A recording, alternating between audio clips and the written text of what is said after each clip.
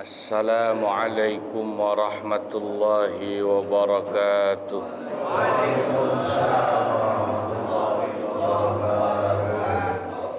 Bismillahirrahmanirrahim. Alhamdulillah wassalatu wassalamu ala Sayyidina Muhammadin wa ala alihi wa sahbihi wa mawalah. Amma ba'dah. Al-mukarramun wal mukarramat, para asatidzah, para sesepuh, bil khusus Bapak Ki Haji Muhammad Ja'far, Bapak Ustadz Abdul Hamid Mustafa Al-Hafidh, Bapak Ibu para jamaah ukhuwah Islamiyah yang semoga insya Allah semua dicatat sebagai ahli surganya Allah. Alhamdulillah, pagi ini kita kembali ngaji di Masjid An-Nasuha. Mari kita buka kitab Fathul Mu'in halaman 31 ya, yang bawah. Bismillahirrahmanirrahim. Tanbihun, peringatan. I'lam, ketahuilah, annahu, sesungguhnya, yushtaratu aidan fil mankuhati, disyaratkan juga bagi wanita yang mau dinikahi, kaunuha muslimatan, hendaknya wanita itu harus wanita muslimah, au kitabiyatan khalisatan, atau wanita kitabiyah khalisah, yang murni. Makna kitabiyah itu adalah wanita yang memeluk agama Yahudi dan Nasrani, atau Nasrani menggunakan kitab Taurat atau kitab Injil yang asli. Khalisah maknanya itu disebut wanita ahlul kitab, kitabiyah itu. Khalisah itu murni, artinya murni, orang tuanya juga sama-sama semua ahlul kitab, ahlul kitab. Bapak ibunya ahlul kitab. Ya. Kalau orang tua wanita itu hanya salah satu saja yang ahlul kitab, maka dia sudah tidak khalisah, tidak murni. Itu definisi kitabiyah khalisah. Ya. Zimmiyatan kanat au harbiyatan, baik ahli kitabnya itu zimmi atau harbi. Zimmi itu ahlul kitab yang sudah melakukan perjanjian damai di bawah pemerintahan Islam. Harbi berarti ahlul kitab yang tidak punya perjanjian damai di bawah pemerintahan Islam. Itu harbi. Fayahillu, maka dengan demikian halal hukumnya, ma'al karahati, meskipun disertai kemakruhan. Halal tapi agak makruh gitu. Apa? Nikahul Israiliyati, menikahi wanita Bani Israel. Bani Israel yang asli, bukan yang sekarang. Kalau sekarang Israel bukan Israel. Yang asli memang Bani Israel. Bani itu artinya anak turun, anak cucu. Israel itu nama gelarnya Nabi Yakub alaihi salam. Nabi Yakub punya gelar Israel. Dari bahasa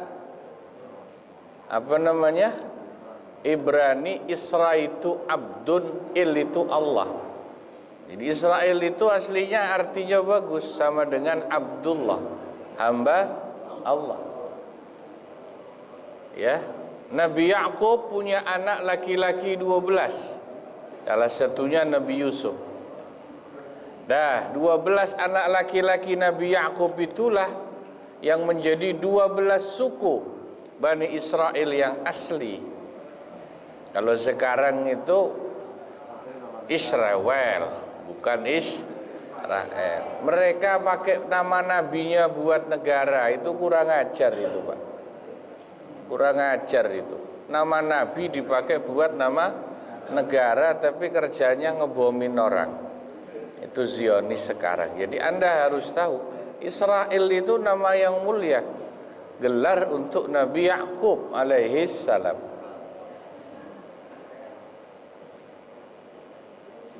Dalam Al-Quran disebut Ithnai asyara asbatan umamah, 12 anak cucu keturunan Nabi Yakub, 12 suku Bani Israel. Nah, kalau yang asli boleh dinikahi oleh laki-laki muslim, wanita asli keturunan Bani Israel, meskipun agak makruh. Seperti dulu zaman sahabat, ada yang menikahi wanita-wanita Israel, Sayyidina Utsman dan beberapa sahabat lain. Ya. Bisyarti, dengan syarat, tapi alla yu'lama dukhulu awwali abaihi fi dzalika ad-din ba'da bi'tsati Isa. Syaratnya nenek moyang wanita itu masuk dalam agama Yahudi atau Nasrani, itu agama ahlul kitab, itu masuknya itu sebelum Nabi Isa diutus. Kalau ternyata masuk ahlu kitabnya sesudah Nabi Isa diutus, misalnya masuk Nasraninya, masuk Kristennya sesudah diutusnya Nabi Isa, keturunan Bani Israel itu tidak boleh dinikahi alaihi salam. Wa in ulima dukhuluhu fihi ba'da tahrif, meskipun diketahui bahwa masuknya orang tua leluhur wanita Bani Israel itu sesudah adanya tahrif, perubahan dari kitab Taurat. Jadi yang sudah berubah itu tidak hanya kitab Injil, tapi Taurat itu juga sudah dirubah isinya. Ya, diantaranya kata para ulama, yang asli itu kitab Taurat tidak mencantumkan tentang tanggal sejarah wafatnya Nabi Musa. Tapi kitab Taurat yang sekarang biasa disebut dengan Perjanjian Lama. Ya, kalau Perjanjian Baru kan Injil. Masa di Perjanjian Lama tahu Tauratnya orang Yahudi sekarang itu ada isi yang menjelaskan meninggalnya Nabi Musa. Ya, itu kan lucu kata ulama. Wong kitab Taurat itu Allah menurunkannya buat Nabi Musa waktu masih hidup. Masa sekarang kitab Taurat itu isinya ada menjelaskan Nabi Musa meninggalnya kapan? Itu kan lebih mirip seperti kitab biografi atau riwayat hidup. Nah, lanjut. Wa nikahu ghairiha, adapun menikahi wanita ahlul kitab selain keturunan Bani Israel yang asli juga boleh meskipun makruh. Bisyarti, juga dengan syarat, ayyu'lama dukhulu awwali abaiha fihi qablaha, harus diketahui catatan sejarah nenek moyang wanita itu masuk agama ahlu kitab itu sebelum Nabi Isa diutus. Nah, walau ba'da tahrif in tajannabul muharraf, meskipun masuknya sesudah ada tahrif, perubahan, penyimpangan kitab Taurat, selama mereka menjauhi ajaran yang merubah isi Taurat itu atau Injil itu. Nah, ini pembahasan tentang bagaimana hukumnya. Nih, intinya itu bagaimana hukumnya laki-laki muslim menikahi wanita Yahudi atau Nasrani. Itu inti pembahasannya. Ulama fikih mazhab Syafi'i dan mazhab lain sebetulnya sepakat, kalau syarat-syarat tadi yang disebut itu semuanya terpenuhi, hukumnya boleh laki-laki muslim menikahi wanita ahlul kitab. Dalam Al-Quran Allah berfirman, wal muhsanatu minal ladzina utul kitabi, dan juga dihalalkan bagi kalian laki-laki muslim untuk menikahi al-muhsanatu min apa? Minal ladzina utul kitab, wanita-wanita ahlul kitab yang muhsanat, masih terpelihara keaslian ajaran ahli kitabnya, ajaran Yahudi Nasrani yang asli. Maka dulu zaman sahabat masih terjadi pernikahan, sahabat menikahi wanita keturunan Israel atau Nasrani tapi masih asli.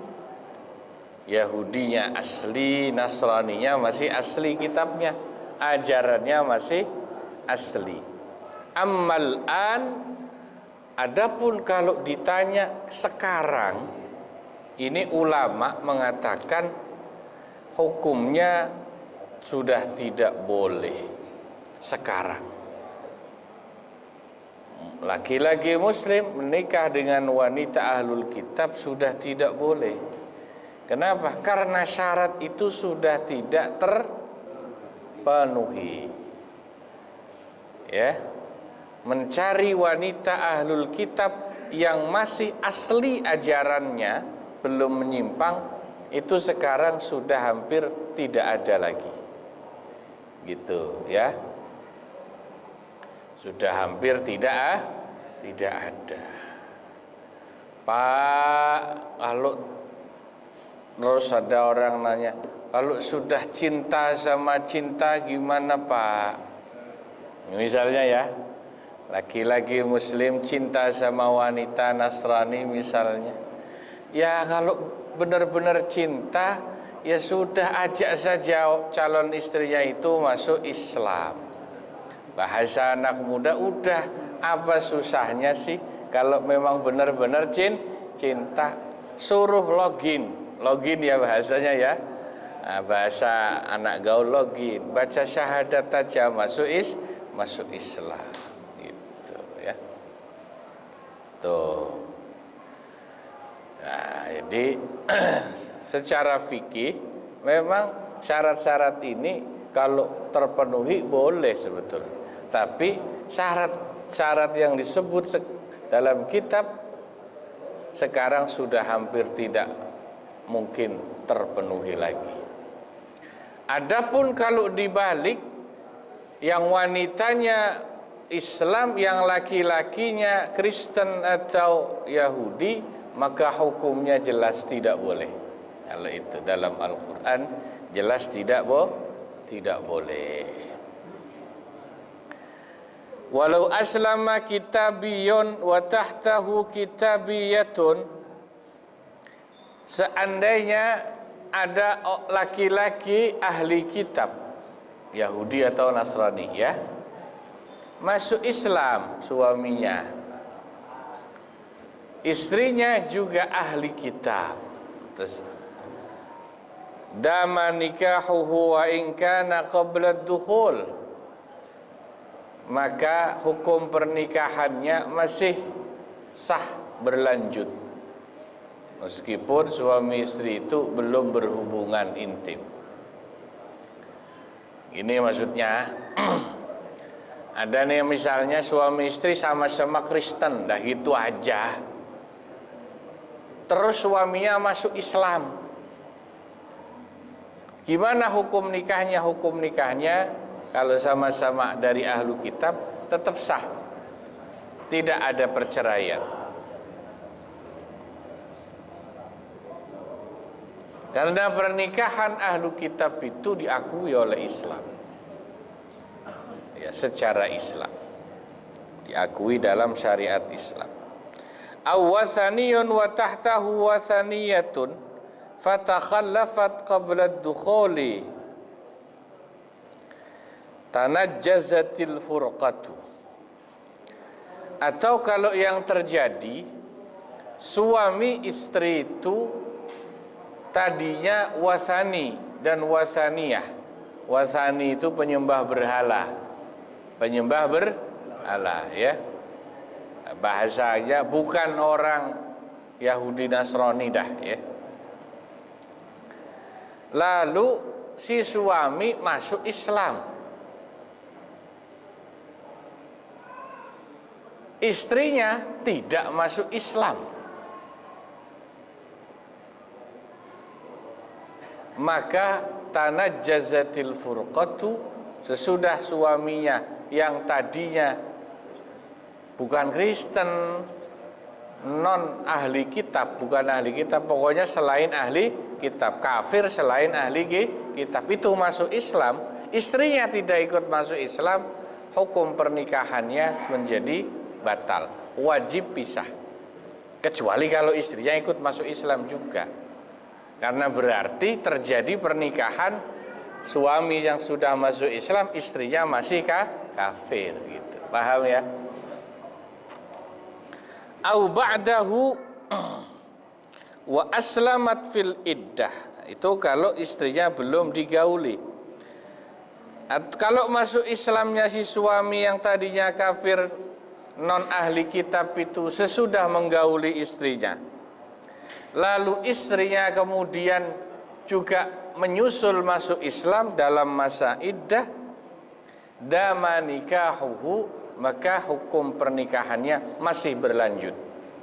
Wa illa, tapi kalau selama masa iddahnya istrinya tidak masuk Islam juga, fal furqatu min islamihi, maka jatuhlah hukum perpisahan, perceraian mulai sejak masuk Islamnya si suami. Nah, itu tentang status hukum pernikahannya. Ya, hukum pernikahan laki-laki yang masuk Islam. Istrinya tidak masuk Islam, tidak mu'allaf. Nah, itu pembahasan